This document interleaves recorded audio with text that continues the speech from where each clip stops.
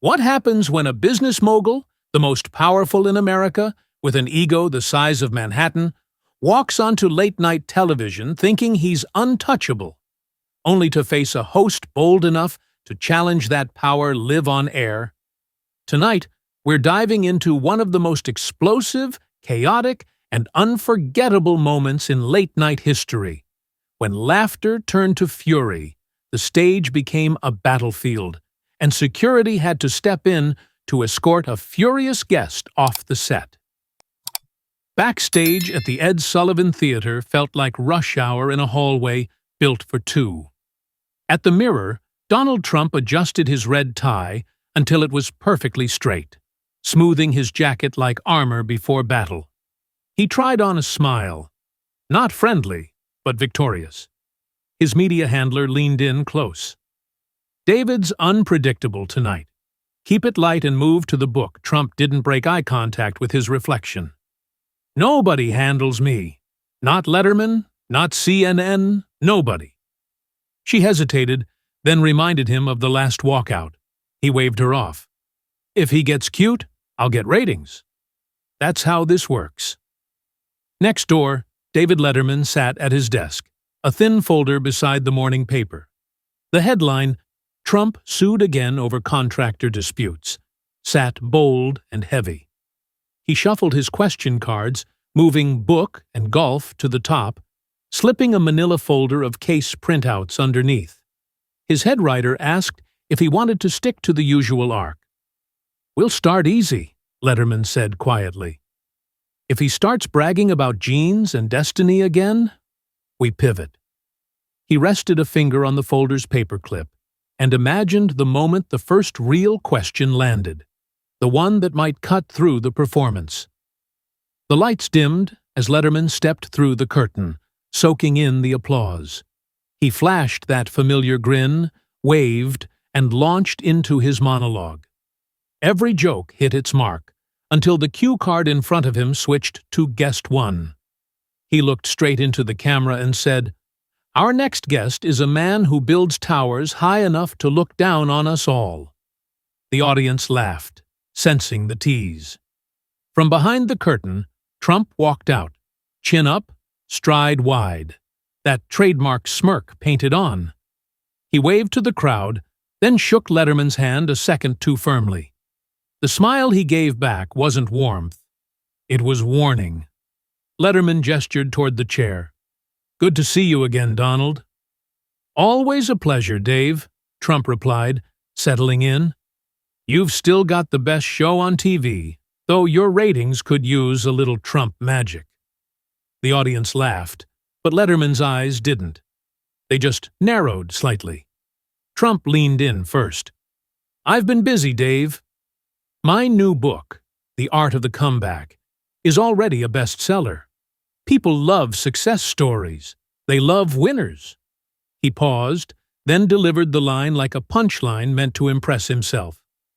"Some people are born winners, and some people, well, they're born losers." The laughter that followed wasn't real. It was nervous. Letterman looked up from his cards. The corners of his mouth curved, but his eyes didn't smile. "So you believe it's all genetics?" he asked, softly but sharp. Trump nodded without hesitation. "Of course. You either have it or you don't." A low murmur moved through the audience. You could feel the shift, the same feeling when lightning hits just close enough to make the ground hum. Letterman shuffled his cards slowly, like he was giving Trump a chance to walk it back. Trump didn't take it. He kept talking about winners and losers, about mindset and genes, waving his hands like a man used to commanding rooms, not sharing them. Then, without thinking twice, he said it.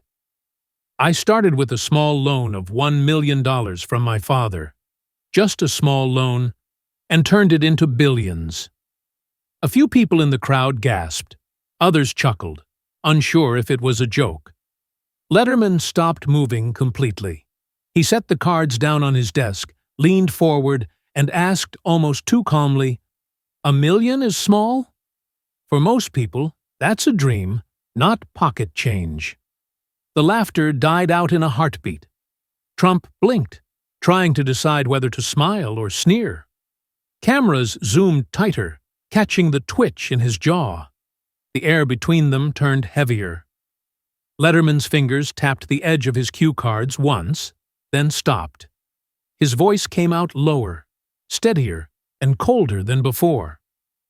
"Donald," he said, "I've been reading a few things about your business practices lately." It wasn't a question. It was a signal. The audience, mid-applause from the last joke, fell silent almost instantly. Even the camera operators seemed to hesitate, unsure whether to keep panning or hold the frame. Trump, sensing the change, leaned slightly forward in his chair, one hand gripping the armrest. "What are you implying, Dave?" His tone had lost the swagger. It was clipped now, controlled, but cautious. Letterman tilted his head, studying him like a scientist observing a reaction. "I'm not implying," he said. "I'm asking." That single line sent a flicker through the crowd. The warmth of showtime vanished, replaced by the sharp, electric feeling that something real was about to happen. Letterman reached under his desk and pulled out a yellow folder, its corners bent, a few sticky notes poking from the sides. The audience murmured softly. He laid it flat on the desk, tapped it once with his index finger, and said, "These are public court documents. There are reports that you didn't pay contractors who worked for you. Small businesses, family companies, people who did the job and never got their full check." The cameras zoomed closer, their movement audible in the silence. Trump's face tightened. For a moment, he said nothing. Then he laughed, a hard, hollow laugh that didn't match the room. "You're reading garbage, Dave. Tabloid stuff. I build, you talk. That's the difference." He gestured to the crowd, trying to summon the energy back. But no one laughed. Letterman didn't move. His voice stayed cool, almost surgical. "And when people build for you, Donald," he asked, pausing just long enough for the words to sting, "do they get paid to talk too?" The room froze.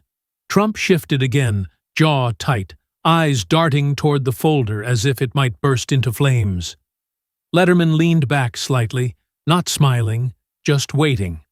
For the first time all night, Donald Trump wasn't the one controlling the room. The silence after Letterman's last question hung in the air like a blade. Trump's smile was gone now, replaced by a tight jaw and flaring nostrils. He leaned forward, elbows on the desk, voice hardening with every syllable. "You're setting me up, Dave." "This is an ambush." The words cut through the studio air. The audience, unsure whether to laugh or stay quiet, shifted in their seats. Letterman didn't move. His expression didn't change. Only his tone, low, unhurried, but sharp enough to draw blood. "No, Donald," he said. "I'm not setting you up. I'm setting the record straight." Trump barked a laugh that didn't reach his eyes. "You love this, don't you? Trying to make me look like the bad guy. Trying to get your little viral moment." He gestured toward the cameras, the red recording lights glowing back at him like eyes. "You're desperate, Dave. Washed up. Nobody watches you anymore." He smirked, the insult landing like a challenge. Letterman blinked once, slowly. Then his voice dropped to a whisper that carried across the entire studio. "Sit down, Donald." The sentence hit like a gunshot. The crowd went dead still. Trump froze for a half-second, disbelieving. Then his expression twisted. "Don't tell me to sit down," he snapped, pushing back in his chair. "Don't tell me to sit down on my own country's television." He slammed his hand on the desk, hard. The microphones rattled. One of Letterman's cue cards slid to the floor, and the thud echoed through the sound system. Gasps rippled across the theater. One woman in the front row covered her mouth. Another whispered, "Oh my God." The band behind the curtain had stopped playing entirely. Paul Schaffer exchanged a panicked look with the stage manager, waiting for a signal that never came. Letterman didn't flinch. He slowly stood up from his chair. The two men now faced each other across the desk like opponents in a ring. Letterman, cool, steady, eyes locked. Trump, red-faced, chest heaving, the lights reflecting off his gold cufflinks. "You can't buy your way out of every question, Donald," Letterman said evenly. Trump laughed, but there was no humor left in it. "And you can't make money without people like me watching your show." His voice rose, the words sharp, almost spitting. "Let's face it, you need me more than I'll ever need you." Letterman took a step closer, closing the space between them until the tension was almost visible. "You think that because you're rich, you get to decide what's true?" he said. Trump leaned forward too, matching him inch for inch. "I am the truth, Dave. People like me build this country while you sit here reading cue cards." The studio lights hummed. A camera operator adjusted his focus with trembling hands. The director's voice screamed through the headsets in the control room. "Cut to wide shot! Keep rolling. Don't stop. Don't you dare cut!" Another producer whispered, "We can't air this. This is going to blow up." The director shot back, "We're not cutting. We have lightning on tape." Back on stage, Letterman and Trump were still squared off, the desk between them like a fragile line in the sand. Letterman's hand brushed the yellow folder, slow, deliberate. "You know, Donald," he said, "money can build towers, but it can't protect you from questions." Trump's eyes darted to the folder, then back to Letterman. "Questions," he said, his voice dripping with disdain. "You call this journalism? You're a clown with a desk. You think you can lecture me about ethics?" The crowd stirred again. Some people booed softly, others clapped, caught between shock and awe. Letterman didn't break eye contact. "I think," he said, his tone low and steady, "America deserves to know what kind of man hides behind those towers." That line landed like thunder. Trump's face turned crimson. He took a half step forward, one hand gripping the edge of the desk. The microphones picked up the sound of his breathing, short, furious. Letterman stayed perfectly still.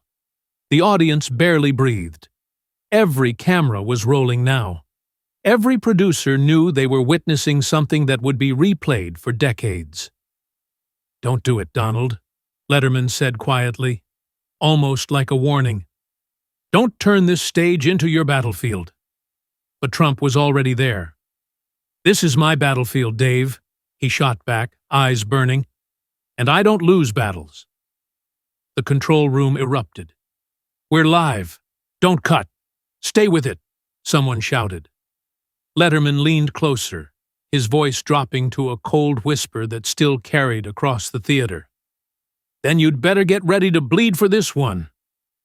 Letterman didn't rush it. He opened the yellow folder again and slid one document closer to the camera lens so the audience could almost see the bold letters at the top. Atlantic City Electrical Company versus Trump Enterprises, 1993. He read it cleanly, his voice steady. Settled for 1/4 of the amount owed. You could feel every word bounce off the studio walls. The band was silent, the audience frozen. Trump leaned forward, eyes narrow. "They didn't finish the job," he snapped, his voice cutting through the quiet like glass shattering. Letterman didn't even blink. "Or," he said, measured and calm, "they couldn't finish it because you didn't pay them." That single sentence hit like an explosion. The crowd gasped. A few people murmured. Someone in the third row covered her mouth. Trump's face flushed deep red. He ripped the microphone from his lapel so violently that the static cracked through the speakers. "You'll regret this," he shouted, his voice booming raw and unfiltered into the studio's overhead boom mics. The sound spiked so hard that the audio tech in the control room yanked his headset off. On stage, Trump stood halfway up, gripping the arm of his chair as if deciding whether to walk out or flip the desk over. A woman in the front row whispered, "Oh my God!" A man near the aisle stood, thinking it was a staged bit, then froze when he realized it wasn't. Security guards shifted slightly near the curtain. Every camera light burned red. The atmosphere was electric, charged, a live wire humming just below breaking point. Letterman, still seated, didn't move a muscle. He looked up at Trump, his voice low but steady enough to cut through the chaos. "The difference between us, Donald, is simple. When people ask me questions, I answer them." His tone was cold, surgical, the tone of someone who'd been here before and knew exactly when to twist the knife. Trump pointed toward him, voice cracking from fury. "When people attack me, I crush them," he roared. His words echoed through the rafters. The bandleader flinched. Someone in the audience gasped again, and Letterman finally leaned back in his chair, unshaken. He said nothing, just looked at Trump with that quiet, deadly stare that only comes from knowing you've already won. The shouting had crossed a line. In the control room, the director ripped off his headset, shouting into the mic, "Get security on stage, now!" "Keep cameras rolling." Wide shot. On cue, 2 security guards emerged from behind the curtain, moving cautiously under the glare of the studio lights. The audience gasped, realizing what they were seeing wasn't part of any act. Trump spun toward them, his face red, sweat glinting on his forehead under the hot lights. "Don't you dare touch me!" he bellowed, pointing a trembling hand at the nearest guard. The man hesitated, palms up, signaling he meant no harm. But Trump's anger only grew louder. "This is my country's television, not yours. Don't take another step." The guards froze, waiting for another order through their earpieces. Letterman hadn't moved. He just stood there, one hand on his desk, watching the entire meltdown unfold inches from him. The studio was silent, except for Trump's breathing, heavy, uneven, and amplified by the hanging microphones. A camera operator, trembling, pushed his rig closer, the lens focusing tight on Trump's face. His jaw clenched, his collar pulled crooked, his hand twitching against his tie. Every gesture screamed loss of control. Letterman finally spoke, voice steady and quiet, but carrying through the theater like a gavel strike. "You built towers, Donald," he said, eyes never leaving him. "But maybe tonight, you finally hit the ceiling." The line hit harder than any insult could have. A murmur rippled through the crowd.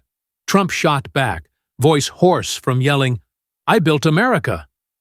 His hand slammed against his chest. Letterman didn't blink. "No," he said, "you built a brand." "There's a difference." The air seemed to crack. For a moment, even Trump was silent, his mouth half open, caught between rage and disbelief. The guards took a step closer. The director's voice came again through the headset, calm, deliberate. "Do it now." One guard reached gently for Trump's arm. Trump jerked away. "Nobody touches me!" "Nobody treats Donald Trump like this," he shouted, his voice echoing off the rafters. Still, he let them guide him backward, muttering curses under his breath, his mic wire dragging across the floor. As they escorted him toward the wings, the audience sat frozen. Some clapped cautiously, others just stared, their faces pale in the blue studio glow. One woman whispered, "Is this really happening?" Letterman stood behind his desk, eyes lowered, one hand still resting on the folder that had started it all. The cameras kept rolling, capturing every second. The angry exit, the stunned silence, the uneasy applause that rose and fell like the aftermath of a storm. The final image burned into the monitors, Donald Trump's back disappearing into the shadows, the studio lights still blazing behind him. When the doors slammed shut behind Trump, the studio seemed to stop breathing. Letterman sat back down, his hands flat on the desk, eyes lowered, the yellow folder still sitting open like a wound that had just stopped bleeding. Nobody moved. The lights stayed bright, the cameras kept rolling, but the air was thick and heavy. No jokes, no applause, just stunned silence. The stage manager stood frozen near the curtain, headset dangling uselessly at her side. 3 full minutes passed. No one spoke. The only sound was the soft hum of the lights and the quiet rustle of a paper falling off the desk. In the control room, the director stared at the monitors, mouth open. "Dead air," he muttered, then smiled slowly, almost disbelieving. "Dead air. But it's gold." Letterman finally exhaled, the first sound to break through the tension. He leaned forward, looked into the camera, and with a faint smirk said, "Well, folks, that's one way to end an interview." The audience erupted, not in laughter, but in nervous, uncertain applause. A few people stood, unsure whether to clap or leave. Letterman raised a hand to quiet them. "We'll be right back," he said simply, and gestured off stage. "Commercial." The band hesitated for a beat before hitting a soft, awkward note that carried them to break. Behind the curtain, chaos ruled. Producers and security guards huddled in a tight circle, voices low but urgent. Trump's voice cut through the noise from somewhere down the hall. Furious, sharp, unrelenting. "I want to speak to your CEO right now," he barked. "This is defamation." I was ambushed. His media handler followed behind him, pale and trembling, trying to calm him down.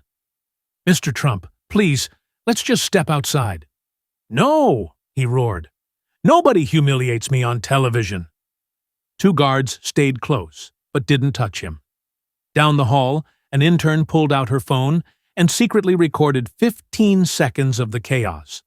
Trump shouting, waving his arms, demanding lawyers. That clip would hit the internet within hours, the title already forming in her mind.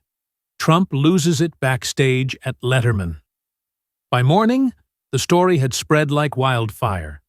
Every network ran the footage on loop. Every paper ran the same headline in slightly different words.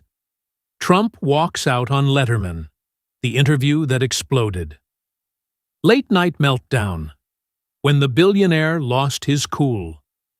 Cable shows picked it apart frame by frame. Some called it bravery on Letterman's part, others said it was a setup. On social media, one clip dominated the feeds, Trump shouting, "You'll regret this," as he stormed off stage. Memes followed, parodies, debates, and think pieces about ego and accountability. But no matter which side people were on, everyone agreed on one thing. America had never seen anything like it. The night the laughter stopped, and truth took the stage. By sunrise, the story had turned into a political circus. Cable news anchors were already dissecting every second of the footage. The video clip of Trump shouting, "You'll regret this," had been played more than 50 times before breakfast. On Fox and Friends, Trump called in live, voice still hoarse from the night before. "It was a setup," he insisted. "They lied to me about the interview. It was supposed to be about my book, and instead they turned it into an ambush. Letterman should be ashamed of himself. Total hit job." His tone was part outrage, part campaign rally. The hosts nodded sympathetically, feeding his narrative. "You were ambushed on national TV," one of them said. Trump jumped on it. "Exactly. They're trying to silence successful people, but you can't cancel me." Across the dial, CNN took the opposite angle. Letterman didn't ambush anyone, one anchor said. He asked questions that have been sitting unanswered for years. Panels erupted across morning shows. PR experts, comedians, former producers, all arguing whether this was brave journalism or media bullying. The word Letterman trended worldwide before noon. Then, just as the fire started to cool, another spark hit the gasoline. A 47-second video leaked online, filmed on a phone from backstage at the Ed Sullivan Theater. It showed Trump knocking over a glass of water and shouting, "I'll sue every one of you," while his handler tried to calm him down. The clip exploded across the internet. Within 2 hours, it hit 10 million views. The hashtags Trump Meltdown and Letterman Showdown flooded every platform. Memes showed Trump throwing microphones, Letterman calmly sipping coffee, even edited movie trailers titled The Apprentice Live Implosion. Meanwhile, Letterman kept silent for a day. When he finally returned to his desk on the next episode, the audience's applause was deafening. He waited for it to fade, adjusted his papers, and spoke in his trademark calm tone. "Sometimes," he said, "you don't plan to make history. It just happens when truth walks into the room." The studio went quiet again, the line landing harder than any joke he could have written. The country split down the middle. Half of America called Letterman a hero, the man who finally stood up to arrogance and wealth. The other half saw him as a bully who humiliated a guest for ratings. Cable news fought over it for days. Fox ran the headline, "Letterman Goes Too Far." CNN countered with, "When comedy meets courage." Social media turned it into a cultural war. But one thing was certain. The Late Show's ratings skyrocketed, a staggering 230% overnight. For the first time in years, late-night TV wasn't just entertainment. It was a battlefield for truth, ego, and the American spotlight. Years later, when Donald Trump entered politics, that late-night footage resurfaced like a ghost that refused to die. News outlets replayed the moment, the shouting, the defiance, the walkout, framing it as the first public glimpse of his temperament under pressure. Commentators called it the prelude to a presidency. The clip made its rounds on social media again, this time with captions like, "We should have seen it coming." For younger viewers who hadn't even been alive when it aired, it felt prophetic, a reminder that before the campaign rallies and the debates, there had already been a stage where power had cracked under its own reflection. Letterman, long retired from late night by 2016, was asked about the confrontation in an interview. He smiled faintly, stroking his gray beard before answering. "He didn't lose the argument that night," he said quietly. "He lost himself." The interviewer sat silent, waiting for him to elaborate. But he didn't. He just leaned back, as if replaying the whole thing in his head. The lights, the tension, the moment when comedy gave way to truth. Over the years, that night became more than television history. It turned into a symbol, a single frozen frame of two men standing beneath blinding studio lights. One embodied power, wealth, ego, and control. The other embodied truth, quiet, deliberate, and unflinching. One man stormed off stage. The other stayed seated, calm and unbroken. It was no longer remembered as a talk show gone wrong. It was remembered as the moment when entertainment peeled back and revealed something raw about America itself. In the final image, the camera lingers on an empty stage. The audience gone, the lights dimming to soft gold. A single microphone rests on the desk, cable curled loosely like a signature. The echoes of that night seem to hum in the silence. Anger, pride, truth, and everything in between. The screen fades slowly to black, and the words appear, simple and cold. power fades. Truth stays. What did you think of that legendary showdown? Was Letterman right to confront him, or did he go too far? Drop your thoughts below, and hit subscribe for more untold stories, behind-the-scenes showdowns, and moments when truth goes live on air. Midnight Truth, where power meets accountability.